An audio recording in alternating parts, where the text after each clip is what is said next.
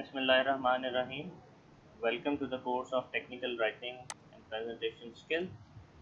This is our lecture number 3, which is basically introduction to the technical report writing skills. So, technical writing, it is the result of deliberate and the comprehensive design and a production process. So, what we will do in that case when we are writing something, we basically take into account there are basically 5 characteristics which we have discussed in the last class also. Today we will elaborate all these. So it's basically the variation that occurs in the process, and most of the technical and the scientific writers follow these same process or the steps. So this is the established criteria for the effective technical writing, and this principle is known as ACCCA. So A represented the accuracy, how accurate your content is grammatically and content wise.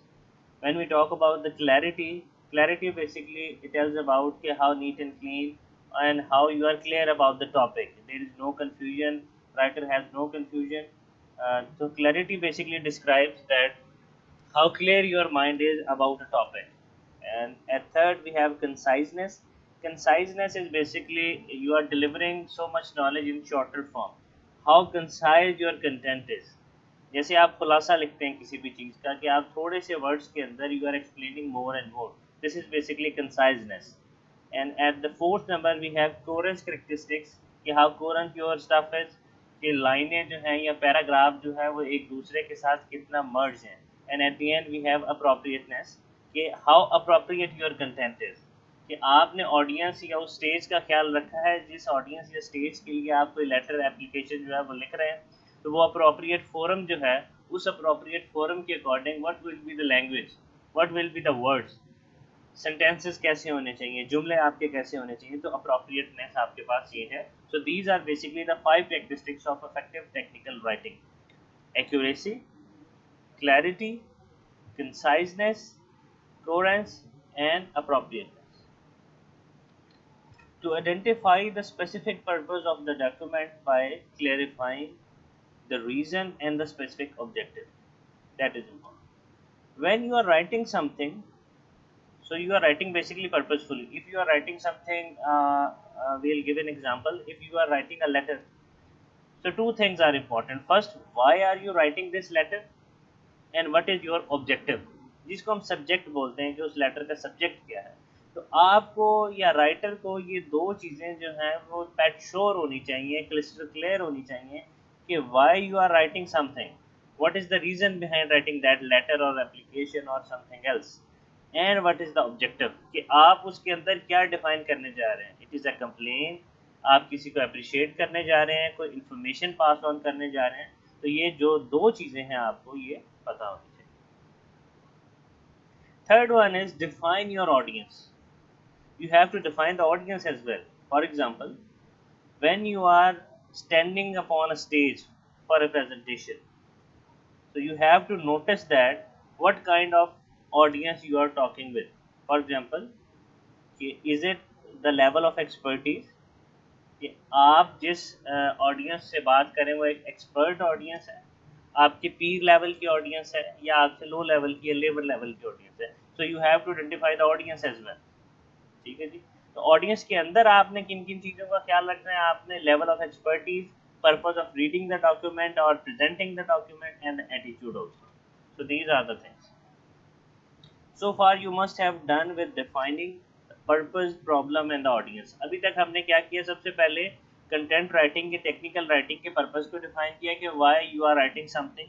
At the second phase you have to identify the problem, यानी कि objective, कि आप ये letter क्यों लिखने जा रहे हैं, आप ये एप्लीकेशन क्यों लिखने जा रहे हैं, आप ये प्रेजेंटेशन क्यों देने जा रहे हैं. And third one is the audience, कि आप किसको प्रेजेंट करने जा रहे हैं. And the fourth one we have the step of collecting, creating and assembling the information. Once you have identified the purpose of writing something, you have identified the problem statement, and you have identified the audience, now you will gather the data. And in the data gathering you will collect the data, you will create the sentences and you will assemble them. कि आपकी जो एक cluster of information है वो एक clear context के अंदर जो है वो आती चली जाएगी। उसके बाद हम क्या करेंगे, sketch outline and organise the information. हम क्या करेंगे कि एक स्केच कर लेंगे आउटलाइन में, यानी कि हम सबसे पहले करेंगे introduction, and then there will be the literature survey, problem statement, specific objective, methodology, results and discussion. ऐसे हम एक आउटलाइन जो है वो डिफाइन कर लेंगे। जो भी हमने इंफॉर्मेशन जो है वो गेट की हुई है, तो हम इस स्टेप के अंदर क्या कर रहे हैं, we are basically organising the information. At the sixth step we will sketch out the graphics and the tables to present the data। ये बहुत इंपॉर्टेंट चीज़ है। अगर आपके पास कोई भी कंटेंट है इन राइटिंग फॉर्म और आप चाहते हैं कि आप कंटेंट को अवॉइड करना चाह रहे हैं, या आपके पास जगह की कमी है या वर्ड्स की लिमिटेशन है कि इससे ज़्यादा वर्ड जो है वो आप अपने डॉक्यूमेंट के अंदर ऐड नहीं कर सकते, सो इंफॉर्मेशन पास करने का उस सिचुएशन में सबसे जो बेस्ट तरीका होता है वो ये है कि आप कोई ग्राफ ऐड कर दें, आप कोई टेबल ऐड कर दें, या आप कोई पिक्चर ऐड कर दें। ये तीनों चीज़ों जो हैं ये कम स्पेस के अंदर ज़्यादा से ज़्यादा डेटा जो है वो ऑडियंस को पास करती हैं और एक क्लियर कंटेक्स्ट के अंदर पास करती हैं।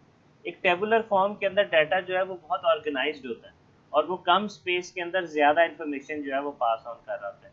सिमिलरली आप एक तस्वीर से पूरी की पूरी जो है वो कहानी जो है वो जज कर सकते हैं। Like if you have a cover of a movie, from that cover you can take an idea either that is a love story, either that's a war movie, either that's a biography। इसी तरह आप किताब का जो cover होता है उसके content से अंदाजा लगा सकते हैं, either that's a book which is related with the business people or engineers or the doctors। तो जो ग्राफ्स या स्केचेस होते हैं ये कम स्पेस के अंदर ज़्यादा इन्फॉर्मेशन जो है वो पास ऑन करते हैं। अक्सर आपने देखा होगा लीफलेट्स या ब्राउचर्स जो है सड़कों पे लगे होते हैं डिफरेंट ब्रांड्स के और डिफरेंट ऑर्गेनाइजेशंस के, बड़े कलरफुल से और इम्पैक्टफुल। तो उनमें क्या होता है कि कम स्पेस के अंदर ज़्यादा इन्फॉर्मेशन पास ऑन कर रहे हैं, बजाय उसके अगर उसके ऊपर जस्ट स्टेटमेंट लिखी हो तो किसी के पास टाइम है कि रोड पे जाते हुए रुके 5 मिनट देन उसको पढ़े। तो when you are adding graphs in the data और इन द टेक्निकल राइटिंग, वो इन्हांस करता है आपकी उस चीज़ को और ऑडियंस की जो अट्रैक्शन है उसको ग्रैब करती है। ठीक हो गया। Seventh is right the first draft. जब आपके पास ये सारी की सारी इंफॉर्मेशन जो है ये आ जाए, उसके बाद जो है आप एक इनिशियल ड्राफ्ट जो है वो तैयार करते हैं। जब भी आप किसी भी डॉक्यूमेंट का, लेटर का, एप्लीकेशन का इनिशियल ड्राफ्ट जो है वो आप बनाते हैं, तो इनिशियली उसके अंदर गलतियाँ होती हैं, तो उससे घबराना बिल्कुल नहीं चाहिए। आप ईमेल लिखते हैं उसका भी ड्राफ्ट होता है, लेटर्स का भी होता है, सबका होता है। आप इनिशियली जो भी आपके पास इंफॉर्मेशन होती है उससे एक ड्राफ्ट बनाते हैं एंड देन आप उसको पढ़ते हैं, उसका पीर रिव्यू कराते हैं और दोस्तों से, अपने कोलीग से, एंड देन जो फाइनल डॉक्यूमेंट है वो आपका तैयार होता है। Now there are 3 types of audience that have been highlighted here. अगर मैं ज़रा इसको हाईलाइट कर दूं, this is the expert audience, that is the managerial level audience and this is the lay persons।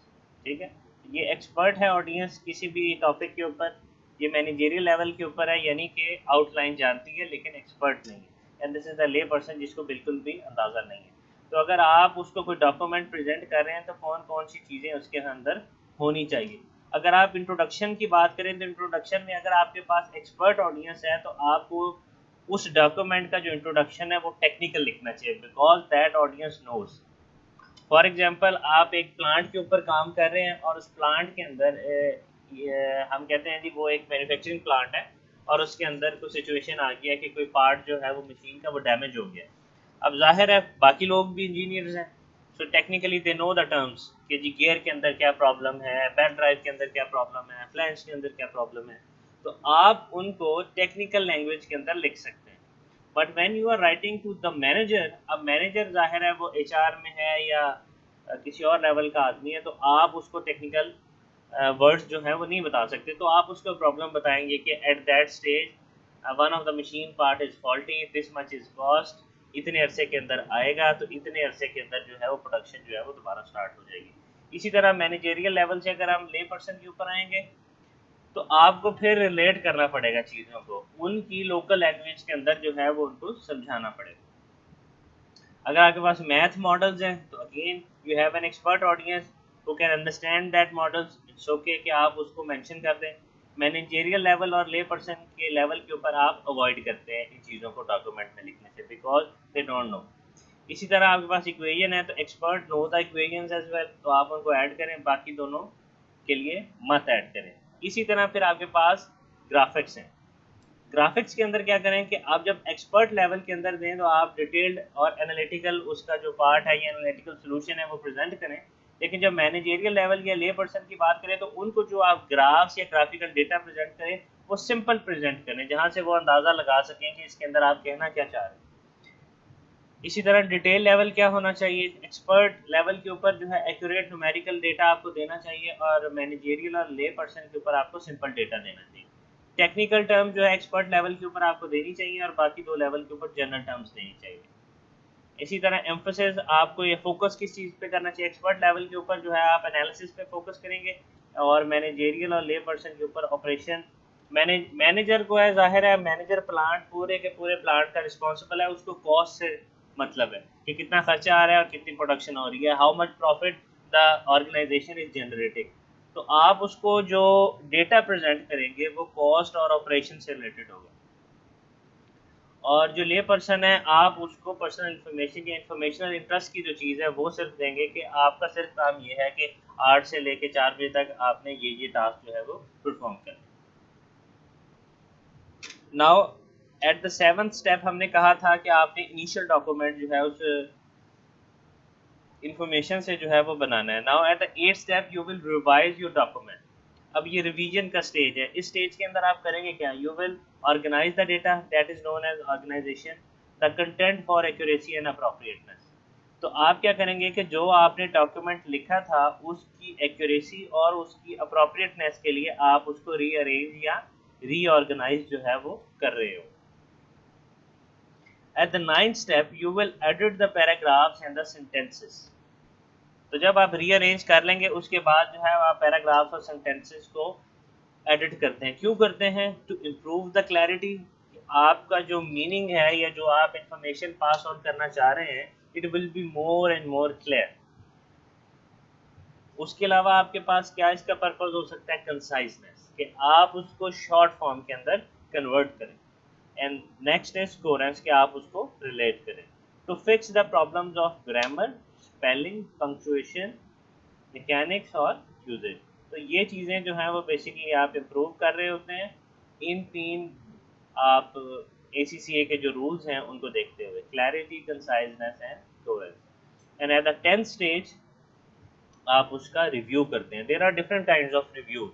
One is known as legal review, second is known as technical review and third one is known as peer review. One by one जो है हम इनको discuss करेंगे। उसके बाद क्या आता है जी, collaborative writing, document planning and management, drafting and revision. इसको जो है वो कोलैबोरेटिव राइटिंग कहते हैं। एक कोलैबोरेटिव राइटिंग के अंदर जो है एक सिंगल पर्सन जो है that is not responsible for the entire document. इसके अंदर एक पूरे का पूरा विंग, एक पूरे का पूरा डिपार्टमेंट, एक पूरे का पूरा सेक्शन जो है वो मिलके एक कोलैबोरेटिव डॉक्यूमेंट जो है वो बना रहा होता है। डिफरेंट सेक्शंस के हेड्स या डिफरेंट सेक्शंस के एम्प्लॉयज जो है वो डिफरेंट इंफॉर्मेशन जो है वो एक सैंपल के अंदर जो है वो ऐड कर रहे होते हैं, जिससे एक मास्टर फाइल जो है वो आपकी बनती है। तो इसके अंदर क्या होता है, डॉक्यूमेंट प्लानिंग एंड मैनेजमेंट। सबसे पहले आप प्लान करते हैं कि डॉक्यूमेंट होना कैसा चाहिए, उसके बाद उसकी ड्राफ्टिंग होती है, and at the latest stage you will have the revision. उसके बाद जो है वो उसको इनिशियल ड्राफ्ट के बाद रिवाइज किया जाता है। नाउ द कैरेक्टरिस्टिक्स, ये अब आपको एक पैराग्राफ दिया गया है। पिछले जितने भी हमने रूल्स पढ़े हैं उनको देखते हुए आपने इस पैराग्राफ को जज करना है और इन चीज़ों को बताना है कि इसके अंदर कहाँ कहाँ पे गलतियाँ हैं। ये मैं एक दफ़ा आपको पढ़ देता हूँ, इसके आगे भी रूल्स आएंगे, आपने उसके ऊपर भी जो है इस पैराग्राफ को जज करना है। The flow of electric current can induce the migration of impurities or other defects through the bulk of a solid. अब अगर ये पहली आप लाइन पढ़ें तो आपको यहाँ से अंदाज़ा हो जाएगा कि ये एक इलेक्ट्रिकल टेक्नोलॉजी से रिलेटेड एक पैराग्राफ है। यानी कि एक इलेक्ट्रिकल इंजीनियर जो है वो इसको बेटर अंडरस्टैंड कर सकता है as compare to a manager, or as compared to a layperson. This process is called electromigration. In simple electromigration, the force on the defect is thought to have two components. The first component is the force created by the direct interaction between the effective charge of the defect and the other electric field that drives the current. The second component, called the wind force, is the force caused by the scattering of electrodes at the defect. अब इसके अंदर जितनी भी information दी गई है वो सारी की सारी प्योरली टेक्निकल है. आप इस डॉक्यूमेंट को किसी मैनेजेरियल लेवल या किसी भी ले पर्सन लेवल के ऊपर जो है वो प्रेजेंट नहीं कर सकते. So for the understanding of the document आपका उससे रिलेटेड बैकग्राउंड होना ज़रूरी है. और अगर आपका बैकग्राउंड उससे रिलेटेड है तो जिसको आप लिख रहे हैं आपको ख्याल रखना पड़ेगा इस चीज़ का कि उसका भी बैकग्राउंड उस नॉलेज से रिलेटेड है या नहीं. इन केस नहीं है तो आप इस पैराग्राफ या इस डेटा को जो है वो प्रेजेंट नहीं कर सकते. आपको रीअरेंज करना पड़ेगा और आपको सबसे पहले बताना पड़ेगा जिसको आप लिख रहे हैं कि इलेक्ट्रोमाइग्रेशन का फिनोमेना होता क्या है. कि जो दो कंपोनेंट्स की हम बात कर रहे हैं इनको सिंपल वर्ड्स के अंदर किस तरह से हम डिस्क्राइब कर सकते हैं. ठीक है, तो ये है बेसिकली इसका. नाउ अब हम एक्यूरेसी की अगर बात करेंगे, it is the careful comforting to truth और द फैक्ट्स. तो एक्यूरेसी के अंदर आपके पास क्या आता है कि how factual the data is. There are basically three aspects of accuracy. First one is the document accuracy जिसके अंदर आप ग्रामेटिकल एरर की बात करते हैं. स्टाइलिस्टिक एक्यूरेसी जिसके अंदर स्टाइल ऑफ डॉक्यूमेंट होता है कि आपको कहाँ पे फुल स्टॉप देना है, कहाँ पे कॉमा देना है, बाकी सारी चीज़ें कहाँ पे देनी है. एंड द टेक्निकल एक्यूरेसी कि टेक्निकली आप जिन चीज़ों को बता रहे हैं वो फैक्चुअल है भी या नहीं. Document accuracy, the proper coverage of your topic in appropriate detail is known as documental accuracy. Focus clearly upon the problem, theoretical or the practical problem किसी भी नॉइर का हो सकता है, problem statement and preliminary outline. तो वो ये सारे पीछे वाले वही प्रोसेस है.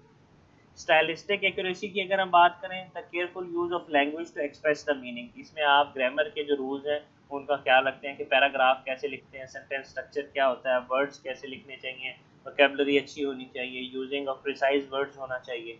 तो that is stylistic accuracy. And last one is the technical accuracy, to be grounded in a technically accurate understanding and representation of the subject. तो इसके अंदर क्या होगा, जब आप टेक्निकल एक्यूरेसी की बात करेंगे तो पिछली दोनों एक्यूरेसीज भी इसके अंदर मर्ज होंगी, स्टाइलिस्टिक भी आपकी और डॉक्यूमेंटल भी. It requires the stylistic accuracy and it depends upon writer's conceptual mystery of the subject, its vocabulary and the skill of presenting the data to word distortion. तो टेक्निकली आपका डॉक्यूमेंट जो है उसको accurate होने के लिए उसकी ग्रामर का ठीक होना भी ज़रूरी है, उसके कंटेंट का पूरे के पूरे डॉक्यूमेंट को कवर करना भी ज़रूरी है और उसका फैक्चुअल होना भी ज़रूरी है. अगेन आपको वही पैराग्राफ दिया गया है उसको अंडरस्टैंड करने के लिए. आगे चलते हैं. सो ये आपके पास स्लाइड है, accurate in a two ways. When a document is accurate in a two ways, so you have to basically focus on two things, stylistically and technically. When you are talking stylistically, so it will be the precise use of the language यानी कि grammatic rules, and technically use of specialized terms यानी कि अभी जो हम पीछे paragraph पढ़ के आए हैं वो specialized terms जो आप technically उस डेटा के अंदर डाल सकते हैं वो कैसी होनी चाहिए. जैसे पिछले पैराग्राफ में इलेक्ट्रोमाइग्रेशन का फिनोमेना बताया गया है, चार्ज का बताया गया, इलेक्ट्रिक फील्ड का बताया गया, तो ये टेक्निकल टर्म्स है. आगे चलते हैं क्लैरिटी को लेके. Clarity is the use of understanding specialised language, mathematically detailed analysis and the complex conceptual schemes. There are three ways to develop the clarity. जैसे हम अभी देखे हैं, structural clarity, stylistic clarity and the contextual. Structural वही है कि जुमले का जो स्ट्रक्चर है वो सही होना चाहिए सेंटेंस का. स्टाइलिस्टिक ग्रामर के रूल्स आपके ठीक होने चाहिए. और कॉन्टेक्सचुअल यानी कि जो कंटेंट आप लिख रहे हैं, कंटेक्स्ट जो है वो आपका वो क्लियर होना चाहिए, आपका वो फैक्ट्स के ऊपर बेस करना चाहिए. Structural clarity, making it easy for the reader to get the larger picture. तो इसके अंदर क्या करते हैं, आपके डेटा को अरेंज इस तरह से करते हैं कि जो लोग उसको पढ़ रहे होते हैं उनके लिए उससे अंदाज़ा लगाना और at the end result get करना ईजी होता है. इसकी मैं अगर आपको छोटी सी एक एग्जांपल दूं तो आप लोग क्रिकेट देखते हैं, क्रिकेट के अंदर एक स्कोर शीट जो है वो आपके साथ शेयर की जाती है. उसके अंदर बताया होता है कि जी ओपनर ने इतनी बॉल्स पे इतना स्कोर किया, फलां प्लेयर ने उसको आउट किया, second player, third player, fourth player and so on. तो स्ट्रक्चर ले यानी कि 1 से लेकर 10 तक वो सारी की सारी स्कीम जो है वो आपको समझ आ जाती है एक जस्ट सिंपल टेबल से। अगर उसी चीज़ को आप कंटेंट की फॉर्म में लिखेंगे तो यू विल रिक्वायर 2 और 3 पेजेस, और जिसने पढ़ना है उसको भी इंफॉर्मेशन गेट करने के लिए काफ़ी सारा टाइम चाहिए। तो इस तरह से जो है वो आप स्ट्रक्चरली जो है वो चीज़ के ऊपर फोकस कर सकते हैं। Stylistic clarity, again it's the use of language, कि आपके जुमले, आपकी प्रोनाउंसिएशन, आपकी वोकेबलरी वो स्ट्रॉन्ग होनी चाहिए उसके लिए। कंटेक्चुअल की context availability of importance, authorization and implication, the reason of writing your document, what, why, who and what proceed, कि क्या लिख रहे हैं, क्यों लिख रहे हैं, किसको लिख रहे हैं, and what are the steps. और जो चीज़ें इसके अंदर आएंगी कि आपका इंट्रोडक्शन कैसा होना चाहिए किसी भी डॉक्यूमेंट का, उसकी प्रॉब्लम स्टेटमेंट कैसी होनी चाहिए, citation and references, these two terms are basically related with the research paper. तो विल ट्राई कि रिसर्च पेपर भी आपको कोई जो है वो पढ़ाया जाए कि किस तरह से जो है वो रिसर्च पेपर लिखा जाता है, उसके अंदर साइटेशन और रेफरेंसेस का जो सेक्शन होता है उसका क्या मतलब है। अगेन आपके पास सेम डॉक्यूमेंट है जी। उसके बाद क्लैरिटी से आगे चलते हैं। Clarity is basically simple and direct sentences, word order in the sentences. Clarity is achieved by using rhetorical devices of defining a term। ठीक है जी। नेक्स्ट इज कंसाइजनेस, जैसे हम पहले बोल चुके हैं कि आप कम वर्ड्स के अंदर ज़्यादा इन्फॉर्मेशन पास ऑन करें, that is conciseness. It conveys only the needed material, not all the relevant material. एक सब्जेक्ट से रिलेटेड दुनिया के अंदर बहुत सारी इन्फॉर्मेशन जो है वो आपके पास मौजूद है। आप रीडर को या ऑडियंस को उसकी नीड के मुताबिक जो है वो रेलिवेंट डेटा जो है या मटेरियल जो है वो जस्ट प्रोवाइड करेंगे, that is known as conciseness. And there are two strategies for the conciseness. One is to prepare a clear introduction of the document, and second one is to develop the detailed outline। ठीक है जी। So these are the two strategies। Conciseness के अंदर क्या है जी, using minimum words for projecting the larger image of the document, and it does not disagree from the point, कि आपके सारे के सारे जो वर्ड्स हैं वो एक सिंगल पॉइंट के ऊपर जो है वो स्टिक हुए हैं। Next is the coherence, is the quality of hanging together. जैसे मैंने आपको क्लास के अंदर बताया था कि how relative the things are, कि चीज़ें जो हैं वो एक दूसरे से कितना रिलेट करती हैं, that is known as coherence. The quality of hanging together of providing the reader an easily followed path, logically and stylistically consisting information, organization and expression of ideas in a specific pattern। So these are the things that are related with the coherence। और paragraph के अंदर आप coherence की अगर बात करें, the most powerful instrument of coherence is organising the material in TS, यानी कि topic sentence and the supporting sentence. Strategies to develop the paragraph, कि पैराग्राफ्स कैसे डेवलप किए जाते हैं, एग्जाम्प्लिफिकेशन से, एनालिसिस से, कंपैरिजन से, कंट्रास्ट से, डेफिनेशन से, एम्यूनरेशन से एंड डिस्क्रिप्शन से, using the references and transactional device. तो ये सारी चीज़ें जो हैं ये हम क्लास के अंदर नेक्स्ट डिस्कस करेंगे। कोहेरेंट के अंदर नेक्स्ट अगर हम चीज़ों को देखें तो it develop its subject matter in easy to flow to follow line of thinking, यानी कि ये सारी चीज़ें जो हैं ये हमेशा एक दूसरे के साथ स्टिक रहेंगी। ये नहीं होगा कि एक जुमला आपका जो है वो पाकिस्तान का बैकग्राउंड बता रहा है तो दूसरे में आप यूरोप पे चले गए। आप चीज़ों को हैंग टुगेदर रखेंगे इस केस में। And appropriateness is the specific institutional context in which it is written and read। There are two aspects of appropriateness, appropriate for the goal and appropriate for the audience। दो चीज़ें जो हैं वो appropriateness से related आपके documents के अंदर वो होनी चाहिए। फर्स्ट वन इज कि जो आपका ऑब्जेक्टिव था उस डॉक्यूमेंट को लिखने का वो पूरा हो रहा है या नहीं। तो how appropriate your writing is for your goal is, कि आपका जो सब्जेक्ट था या आपका जो पर्पस था वो फुलफिल हो रहा है उस डॉक्यूमेंट को लिखने का, that is first aspect of appropriateness. And the second is appropriate for the audience, कि जो ऑडियंस उसको सुन रही है या पढ़ रही है वो उनके लिए अप्रोप्रिएट है भी या नहीं। So appropriate for the purpose, इसके अंदर जो है of presenting the process of electromigration. अच्छा, ये पिछले वाले को बताया गया है, आगे चलते हैं। Types of technical communication document, there are different kinds of documents जो आप अपनी ज़िंदगी के अंदर जो है उनको देखेंगे, लिखेंगे भी। First one is the memoranda, या इसको कहते हैं मेमो। तो ये शॉर्ट डॉक्यूमेंट होते हैं ईमेल की तरह, जो विद इन द ऑर्गेनाइजेशन जो है वो लिखे जाते हैं।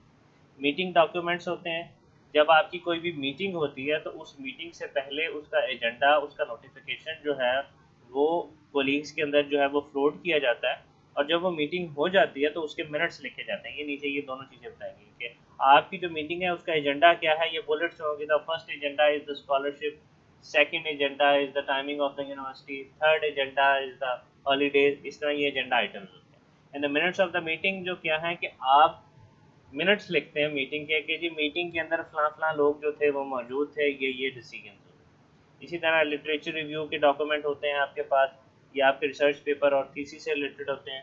फिर आपके पास different kind of reports, formal और इनफॉर्मल होती है जो आप लिखते हैं। इसके अंदर आपके पास लॉन्ग एंड शॉर्ट रिपोर्ट्स होती हैं, लैब रिपोर्ट्स होती हैं जो आप लैब के अंदर लिख रहे होते हैं, रिसर्च रिपोर्ट्स होती हैं, आपको कोई भी रिसर्च टॉपिक दे दिया जाता है, आपको कोई प्रोजेक्ट दिया जाता है, उससे रिलेटेड एक प्रोजेक्ट रिपोर्ट होती है। कोई फील्ड विजिट आपने किया तो उससे रिलेटेड आपकी रिपोर्ट होती है। कंसल्टिंग रिपोर्ट्स होती हैं, और इसके अलावा प्रोग्रेस रिपोर्ट्स होती हैं। डिज़ाइन एंड फिजिबिलिटी रिपोर्ट होती है कि आप कोई प्रोजेक्ट लगा रहे हैं तो वो प्रोजेक्ट लगाने से पहले आप उसकी फिजिबिलिटी, या आप एक बिजनेस मॉडल डेवलप कर रहे हैं तो उस बिजनेस मॉडल की एक फिजिबिलिटी रिपोर्ट आप पहले जो है वो अपने हायर लेवल के ऊपर प्रेजेंट करते हैं कि ये जो मैं बिजनेस मॉडल प्रेजेंट करने जा रहा हूँ तो ये सक्सेसफुल होगा भी या नहीं। ठीक है जी। उसके अलावा there are different kind of letters, आप लेटर लिखेंगे डिफरेंट ऑर्गेनाइजेशंस को। जॉब एप्लीकेशन लेटर जो है उसको लिखने का क्या तरीका है, कौन कौन सी चीज़ें इंपॉर्टेंट हैं, किन चीज़ों को हाईलाइट करना चाहिए, किन चीज़ों को ओमिट करना चाहिए। इसी तरह आपके पास एक्सेप्टेंस लेटर्स होते हैं, जब आप एमएस या पीएचडी करने के लिए जाते हैं मुल्क से बाहर या मुल्क के अंदर, तो एक्सेप्टेंस लेटर कैसे लिखा जाता है। ट्रांसमिटल लेटर्स कैसे लिखे जाते हैं। लेटर फॉर इंक्वायरी, अगर आप कोई चीज़ किसी से इंफॉर्मेशन लेनी है, इंक्वायरी है आपकी, तो उससे रिलेटेड कैसा जो है वो लेटर होना चाहिए। टेक्निकल इंफॉर्मेशनल लेटर्स कैसे होने चाहिए, reference letter and recommendation letters कैसे होने चाहिए। इसी तरह there are different kinds of proposals. आप कोई सोसाइटी का प्रपोजल लेके आए अपने टीचर के पास, आप अपने बॉस के पास किसी बिजनेस का प्रपोजल लेके आए हैं, तो उसके अंदर कौन सी चीज़ें होनी चाहिए। प्रेस रिलीज किस तरह से देते हैं कि आप पब्लिक रिलेशन ऑफिसर हैं किसी भी ऑर्गेनाइजेशन के अंदर, और कोई इवेंट हुआ है तो आपने वो मीडिया को, इलेक्ट्रॉनिक मीडिया भी और मेन स्ट्रीम मीडिया भी, उसको वो जो आप इंफॉर्मेशन पास कर रहे हैं तो वो प्रेस रिलीज की फॉर्म में कैसी होनी चाहिए। इसके बाद टास्क ओरिएंटेड डॉक्यूमेंट होते हैं, मैनुअल्स होते हैं जैसे आपकी लैब्स के, और लास्ट में आपके थीसिस वगैरह जो है ये होते हैं। At the end we have oral presentation. तो जब आप प्रेजेंट करते हैं चीज़ों को तो वो कैसी, एक ओरल प्रेजेंटेशन जो है वो आपकी फॉर्मल या इनफॉर्मल होनी चाहिए, किस तरह की होनी चाहिए वो डिपेंड करेगा आपके टॉपिक के ऊपर और आपके ऑडियंस के ऊपर। इलेक्ट्रॉनिक डॉक्यूमेंटेशन, यानी कि ये ईमेल्स और ये सारी आपकी आजकल जिस तरह व्हाट्सएप के ऊपर भी इंफॉर्मेशन जो है वो पास ऑन की जाती है।